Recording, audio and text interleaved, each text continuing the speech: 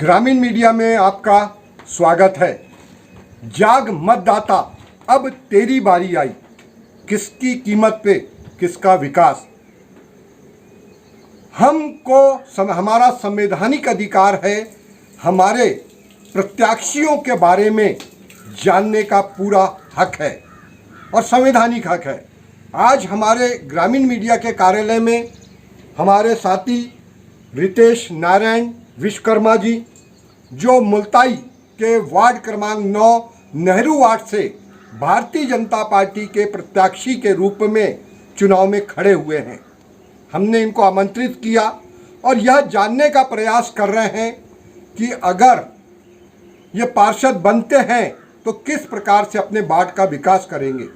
कुछ लोग हमने ये भी देखा कि राजनीति को इन्हें जो सोचते हैं, जो सोच है आम आदमी की, कि राजनीति चालाक लोगों का काम है, छल का, कपट का, शाम का, दाम का, दंड का, भेद का, उसके बारे में आपका क्या विचार है? देखिए, समाज में विभिन्न प्रकार की राजनीति को लेकर एक भ्रांति फैला दी गई। इसी अवसर पर वार्ड क्रमांक 9 के प्रत्याशी रितेश नारायण विश्वकर्मा की जीविका के साधन के बारे में ग्रामीण मीडिया ने पता लगाया तो पता लगा वह मूल रूप से विश्वकर्मा समाज से हैं और उनकी जीविका का जो साधन है वह यह कारखाना है और इस प्रकार से वह मेहनत कश जीवन बिताकर अपनी जीविका चलाते हैं और उनका राजनीति में आने का एकमात्र लक्ष्य है समाज में व्यापक परिवर्तन हो।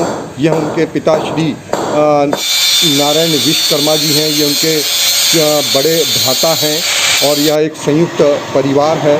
नेहरू वार्ड में मटन मार्केट के बाजू में इनका कारखाना और उसके ऊपर इनका आवास है। उनका कहना, हम राजनीति का उपयोग समाज के हर वर्ग और सामाजिक, राजनीतिक और आर्थिक दृष्टि से सशक्त बनाने के लिए कर रहे हैं, यह लक्ष्य है इनका। साथ ही हमने एक विशेष चीज़ बोली, हमको हमारे जनप्रतिनिधि के बारे में जानने का पूरा संवैधानिक अधिकार है।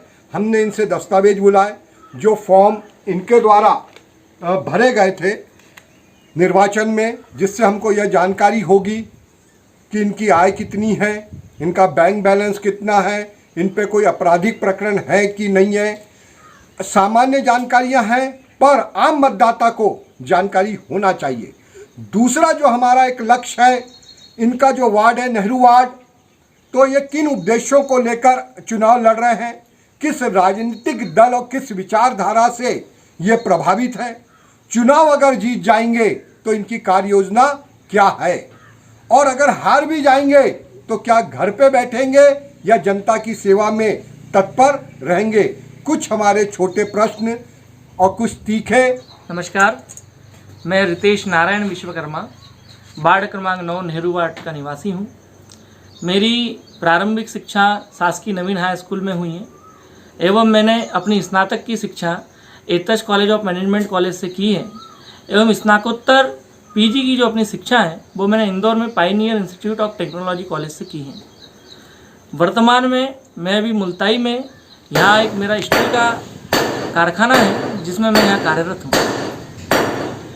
और राजनीति में आने का जो मेरा मूल उद्देश्य है वो जनसेवा और समाज सेवा है। अंतिम छोर के व्यक्ति का अंत्योदय होना चाहिए, उस तक विकास की जो गंगा है वो वहाँ तक पहुँचे, इसलिए समाज में सेवा कार्य के माध्यम से मैंने राजनीति दल में प्रवेश किया। मैं मूल निवासी वार्ड क्रमांक 9 नेहरू वार्ड का ही हूँ।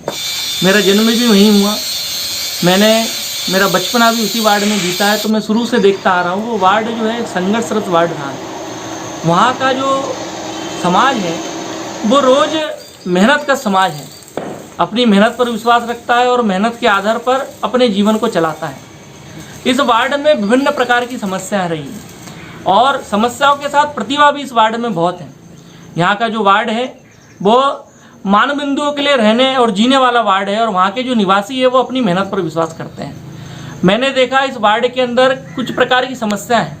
अगर हम हमारे वार्ड का अध्ययन करें तो हमारे वार्ड को हम 2 भागों में बांटते हैं। एक नागदेव मंदिर से लेके जो अनुसुईया माता का जो मंदिर का जो हिस्सा है वो एक अलग भूभाग है और अनुसुईया माता मंदिर से पीछे जेल तक का जो हिस्सा है वो अलग भूभाग है। दोनों प्रकार के भूभागों में विभिन्न प्रकार की समस्याएं हैं। अगर हम ऊपर बोड़के कॉलोनी, शारदा नगर और इनकी बात करें तो वो जो कॉलोनियाँ हैं वो सुव्यवस्थित कॉलोनियाँ हैं। लेकिन किसी कारण से पिछले कुछ समय से उस कॉलोनियों का मूल विकास नहीं हो पाया। आज भी वहाँ सड़क की मूलभूत समस्या है, आज भी वहाँ लाइट की समस्या है, आज भी वहाँ पेयजल की समस्या है, आज भी वहाँ नाली की जो निकासी की जो समस्या है, ये बड़े रूप में वहाँ देखने को मिलती है। इसी प्रकार जो इधर का हिस्सा है नागदेव मंदिर से लेकर सती अनुसुईया माता मंदिर का, यहाँ पर रोजगार के साथ पट्टे की, मकान की, सड़क की एवं शिक्षा की ये कमी देखने को मिलती है।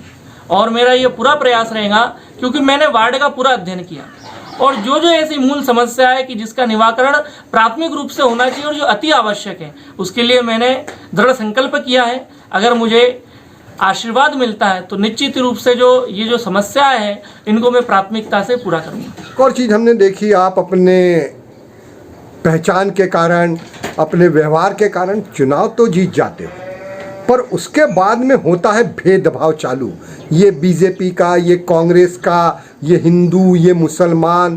तो इसमें आपकी क्या स्पष्ट नीति होगी? आप देखिए, मैं ऐसी पार्टी का कार्यकर्ता हूँ जो सिद्धांतों और विचारों पर चलती है। हमारे देश की यशस्वी प्रधानमंत्री जी का एक मूल मंत्र है सबका साथ सबका विकास। क्योंकि जब एक पार्षद के नाते, एक जनप्रतिनिधि के नाते जब हम वार्ड में आते हैं तो फिर हम दलगत राजनीति से बहुत ऊपर आ जाते हैं। देखिए, ये मेरी मतदाता सूची है और मैंने इसका अध्ययन किया तो मेरे वार्ड में 1921 मतदाता हैं, जिसमें से महिलाएं 959 हैं और पुरुष 962 हैं। और ये मुझे बहुत प्रसन्नता होती है कि हमारे यहाँ जो एक जेंडर समानता है उसमें लगभग 99% जो है इसमें समानता देखने को मिलती है। और ये जो मेरे वार्ड की जो मतदाता सूची है, इस मतदाता सूची में प्रत्येक मेरे वार्ड के जो निवासी हैं उनका नाम, उनका विवरण इसमें अंकित है। इसमें उनकी फ़ोटो भी अंकित है, जो मेरे लिए बहुत ही सम्माननीय है। मैं इन प्रत्येक एक एक व्यक्तियों का, मतदाता बंधुओं का इसमें अध्ययन करता हूँ कि कौन से मतदाता ऐसे हैं जिनको शिक्षा की समस्या है, जिनके लिए शिक्षा आवश्यक है, कौन से मतदाता ऐसे हैं जिनको रोजगार की समस्या है, रोजगार आवश्यक है, एवं कौन से मतदाता ऐसे हैं जिनको पट्टे की एवं प्रधानमंत्री आवास की योजना की आवश्यकता है। एवं मैं इन सब पे अध्ययन कर रहा हूँ और प्रत्येक व्यक्ति के लिए जो जो योजना मुझे ऐसी लगती है कि इसकी योजना की इनको आवश्यक है, मैं उसके लिए एक सूची तैयार कर रहा हूँ। इसी अवसर पे हम आपसे यह भी जानना चाहते हैं कि आप अपने वार्ड में जो भविष्य में योजना है और क्या संभावनाएं हैं, उसके बारे में आप बताइए।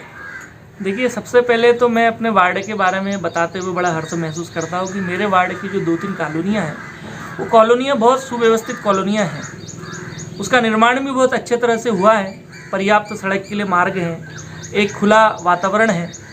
उन कॉलोनियों के लिए मेरा यह प्रयास रहेगा कि उन कॉलोनियों में एक तो अच्छी सड़क की व्यवस्था हो, अच्छी नाली की व्यवस्था हो एवं स्ट्रीट लाइट की व्यवस्था हो, ताकि रात्रि में भ्रमण करने में वहाँ पे परेशानियाँ ना हो। दूसरा, मेरा एक सपना है कि चूँकि मैं इंदौर रहा, मैंने वहाँ इंदौर में देखा है कि वहाँ नगरों के अंदर, वार्डों के अंदर एक गार्डन की व्यवस्था होती है। चूँकि हमारा वार्ड भी इसी प्रकार का एक वातावरण से निर्मित युक्त वार्ड है, इसमें जो कॉलोनी है उसमें गार्डन की व्यवस्था हो, जिसमें कुछ झूले हों, बच्चों की खेलने की व्यवस्था हो, युवाओं के लिए व्यायाम करने के लिए, कुछ एक्सरसाइज करने के लिए कुछ उपयंत्र वहाँ पे स्थापित किए जाए। एवं मेरा एक जो लक्ष्य है और एक सपना है जिसको मैं पूरा करूँगा कि जो वहाँ के जो बुजुर्ग हैं उनके शेष समय घूमने के लिए एवं अध्ययन करने के लिए एक लाइब्रेरी का वहाँ पर निर्माण किया जाए, जिसमें वो लोग आकर समाज के विभिन्न प्रकार के इतिहास के, तत्वों के, साहित्यों का वो अध्ययन करें।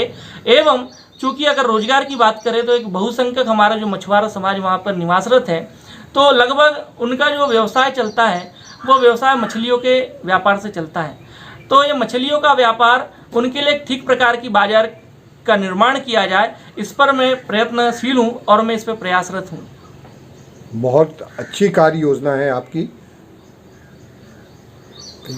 कुछ लोग हमने ये भी देखा कि राजनीति को इन्हें जो सोचते हैं, जो सोच है आम आदमी की, कि राजनीति चालाक लोगों का काम है, छल का, कपट का, शाम का, दाम का, दंड का, भेद का, उसके बारे में आपका क्या विचार है? देखिए, समाज में विभिन्न प्रकार की राजनीति को लेकर एक भ्रांति फैला दी गई है। अगर मूल हम भारत का चिंतन करें तो भारत की राजनीति का एक अलग स्वरूप था, जो आज वर्तमान समय में विभिन्न प्रकार के लोगों के तत्वों के द्वारा उसको विभिन्न रूप दिया गया। मूल राजनीति के समाज के बीच में समाज की सेवा का एक बहुत अच्छा माध्यम था। वैसे तो समाज सेवा के कई माध्यम हैं, लेकिन प्रत्यक्ष रूप से जो आम जन है उनकी समस्याओं का निवारण करने के लिए एवं उनकी सेवा करने के लिए राजनीति एक माध्यम है। लेकिन किसी कारण से कई ऐसे अयोग्य लोग राजनीति में प्रवेश कर जाते हैं जो जनता से प्रत्यक्ष नहीं जुड़ पाते, हृदय से नहीं जुड़ पाते, एवं फिर जीतने के लिए शाम दाम दंड भेद जो इस प्रकार की जो नीतियाँ हैं इसका पालन करते हैं। आपने जो भारतीय जनता पार्टी ही ज्वाइन की, इसके पीछे क्या कारण है? भारतीय जनता पार्टी एक विचार है और यह विचार इस राष्ट्र का विचार है, इस देश का विचार है और ये एक सदियों पुराना सनातन का एक विचार है। हमारी जो पार्टी है ये प्रत्येक नागरिक के लिए, उसकी सेवा के लिए, उसके विकास के लिए एवं इस देश के जो मान बिंदु है उसके लिए जीने और लड़ने वाले कार्यकर्ताओं की पार्टी है।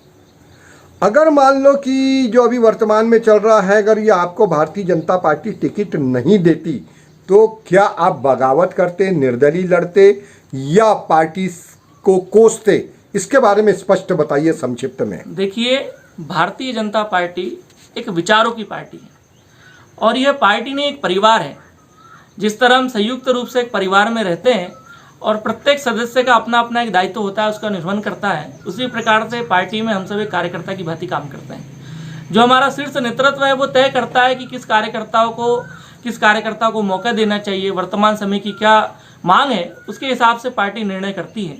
रही बात पार्टी अगर अवसर नहीं देती तो क्या निर्दलीय जाते या पार्टी से बगावत करते, तो ये पार्टी के कार्यकर्ता के संस्कार नहीं है। हमें जो हमारे पार्टी के जो वरिष्ठ कार्यकर्ता है उनके जीवन से जो हमें सीखने को मिला है कि हम पार्टी में एक सैनिक की तरह काम करते हैं और सेना में जिस तरह किसी सैनिक को जो मोर्चा दिया जाता है वो उसी पर काबिज रह के देश की सीमा की रक्षा करता है, उसी प्रकार हम सब भी पार्टी के अंदर रह के हमारे पार्टी के आदेशों को एवं हमारी जो पार्टी की जो इच्छा है उसको हम सब पालन करते हैं और उसको सहर्ष स्वीकार करते हैं।